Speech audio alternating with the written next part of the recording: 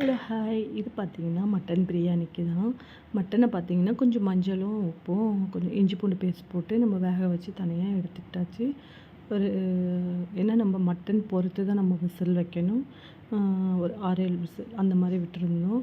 இது பார்த்தீங்கன்னா எல்லா ஸ்பைசஸும் போட்டு வெங்காயம், இஞ்சி பூண்டு பேஸ்ட்டு எப்பவுமே இஞ்சி பூண்டு பேஸ்ட் அரைக்கும்போது கொஞ்சம் பூண்டு மட்டும் எக்ஸ்ட்ராவா போடுங்க. நல்ல ஃப்ளேவரு, நல்ல வாசமா இருக்கும். நீங்க அந்த மாரி ட்ரை பண்ணி பாருங்க. இது பார்த்தீங்கன்னா, நம்ம மட்டன் வேக வச்ச தண்ணி இருக்குல்ல, அது மட்டன் தண்ணியும், மட்டனும் சேர்த்துக்கிட்டாச்சு. அன்னைக்கு பார்த்தீங்கன்னா, எப்பவுமே நம்ம பாஸ்மதி ரைஸ்ல தான் பிரியாணி செய்வோம்.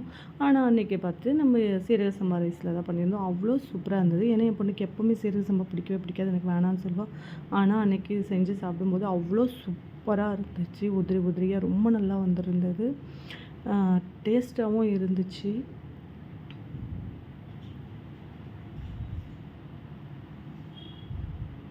ஓகே ஃப்ரெண்ட்ஸ், பாய்.